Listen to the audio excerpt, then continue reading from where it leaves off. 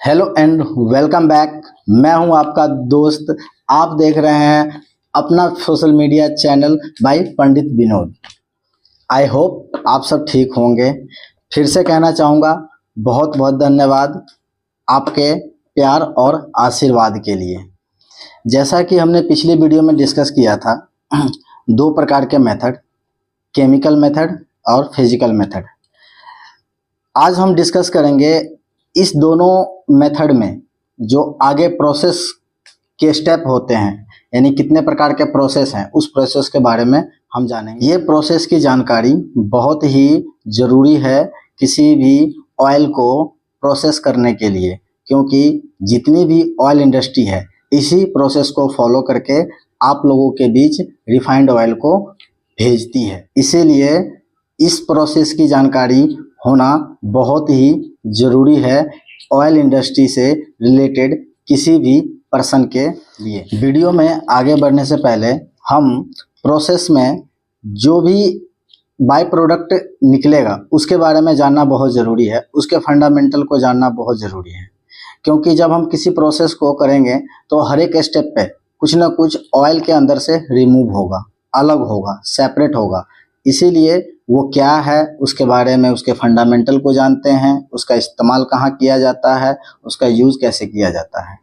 तो जैसे कि हम सबसे पहले बाय प्रोडक्ट की बात करते हैं, तो बाय प्रोडक्ट वो प्रोडक्ट होता है जो अपने मेजर प्रोडक्ट से अलग हो जाता है, सेपरेट होता है, तो उसी को बाय प्रोडक्ट कहते हैं। जैसे ऑयल के अंदर से फैटी अलग हुआ तो फैटी हो गया बाय प्रोडक्ट और ऑयल हो गया प्रोडक्ट। वैसे ही गम्स अलग होता है तो गम्स हो गया बाय प्रोडक्ट और ऑयल हो गया प्रोडक्ट। इसी तरीके से वैक्स अलग होता है, इसी तरीके से स्टीयरिंग अलग होता है। ये जितने भी अलग होते हैं इसी को बोलते हैं बाय प्रोडक्ट, और जो मेजर प्रोडक्ट हो गया वो ऑयल हो गया। जैसा कि हमने जाना बाय प्रोडक्ट और मेन प्रोडक्ट किसे कहते हैं। अब इंडस्ट्री में जो बाय प्रोडक्ट अपने मेजर प्रोडक्ट से जब अलग होती है, जैसे कि फैटी, गम्स, वैक्स, स्टीयरिन, इस तरीके से जो भी प्रोडक्ट है इसका इस्तेमाल कहीं ना कहीं इंडस्ट्री में किया जाता है। तो उस इंडस्ट्री के बारे में हम जानेंगे।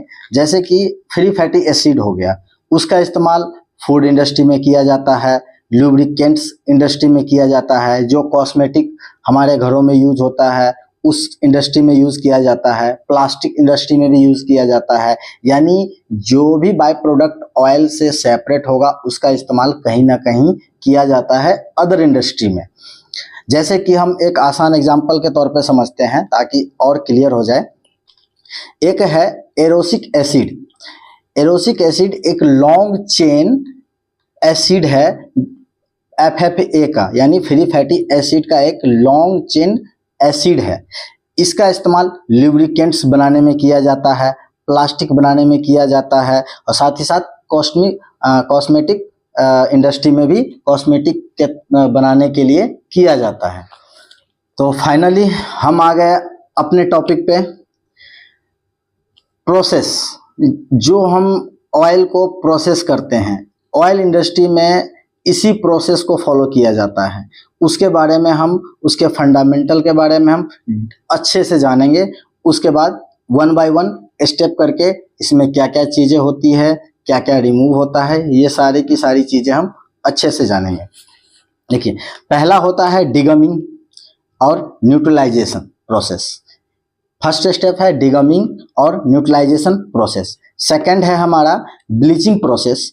थर्ड है हमारा डिवैक्सिंग प्रोसेस, और फोर्थ है हमारा डियोडोराइजेशन प्रोसेस, और फिफ्थ और लास्ट जो हमारा है फ्रेक्शनेशन और विंटराइजेशन प्रोसेस। हमने टोटल 5 प्रकार के प्रोसेस को देखा। तो पहला है हमारा डिगमिंग प्रोसेस। इस प्रोसेस में क्या होता है, यह पहला और फर्स्ट स्टेप प्रोसेस है एडिबल ऑयल को रिफाइंड ऑयल बदलने के लिए। पहला और फर्स्ट स्टेप है। इस प्रोसेस में हम रिमूव करते हैं, सेपरेट करते हैं, अलग करते हैं फास्फोटाइट्स और गम्स को। इस प्रोसेस में हम गम्स और फास्फोटाइट्स को अलग करते हैं। फास्फोटाइट्स एक केमिकल कंपाउंड होती है जो कि ऑयल के अंदर प्रेजेंस होता है, यानी इसको हम गम्स भी बोलते हैं। सेकंड है हमारा ब्लीचिंग प्रोसेस। इसमें क्या होता है, रिमूविंग द ऑल पिगमेंट्स, यानी जितने भी पिगमेंट्स, कलर पिगमेंट्स होते हैं, इसको रिमूव करते हैं with the help of bleaching earth, bleaching powder. एक केमिकल पाउडर इंडस्ट्री में यूज किया जाता है, उसको ब्लीचिंग पाउडर, ब्लीचिंग क्ले या ब्लीचिंग अर्थ के नाम से जानते हैं।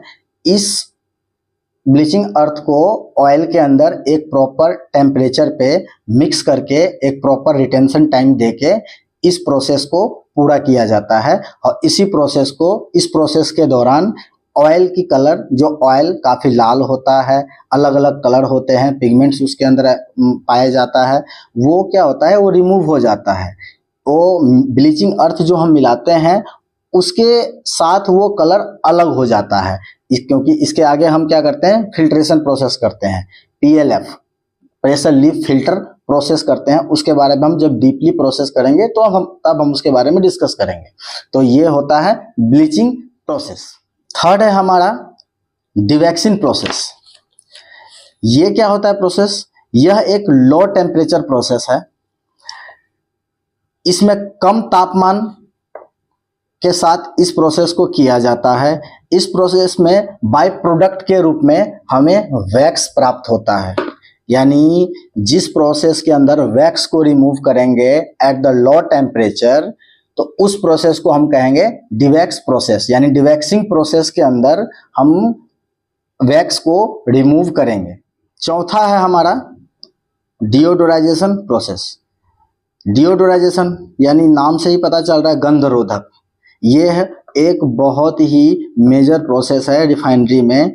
इस प्रोसेस को की पार्ट ऑफ रिफाइनिंग प्रोसेस भी कहा जाता है। इस प्रोसेस को हार्ट ऑफ रिफाइनरी प्रोसेस भी कहा जाता है। इस प्रोसेस को स्टीम स्ट्रिपिंग प्रोसेस भी कहते हैं, विच removes unwanted volatile materials and substance from the edible oil.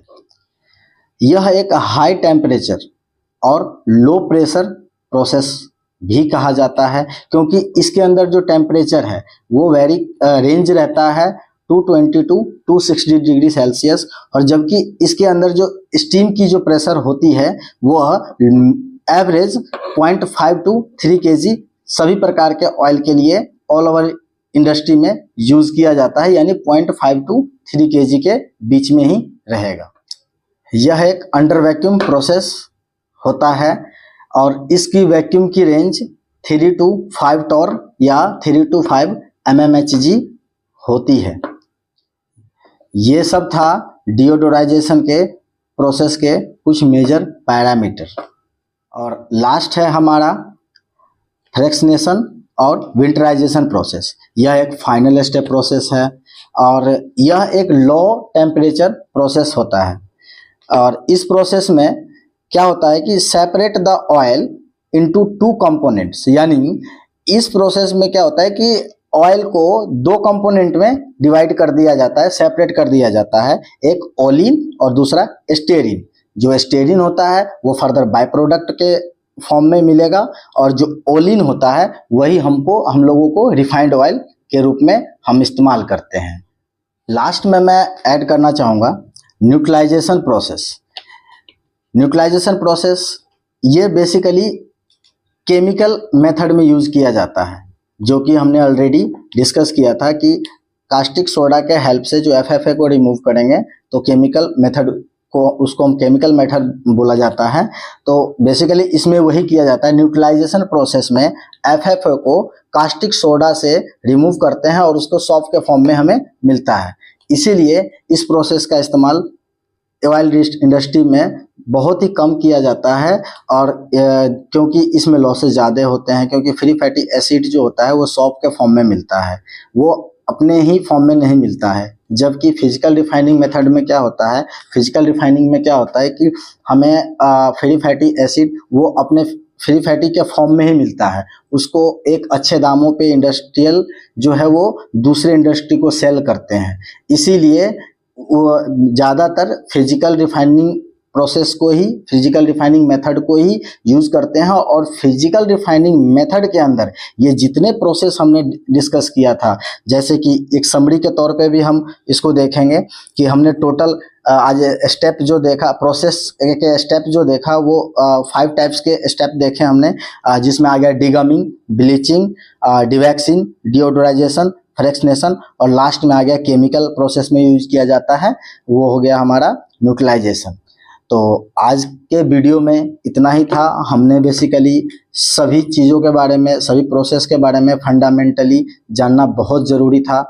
इसीलिए हम बेसिकली अभी फंडामेंटली जितना हो सकता है, क्योंकि किसी भी चीज़ों को आगे फर्दर प्रोसेस को डीपली समझने से पहले उसके फंडामेंटल के बारे में जानना, वो उसका यूज़ क्या है, उसका इस्तेमाल कहाँ किया जाता है, इसीलिए ये बहुत ही ज़रूरी है।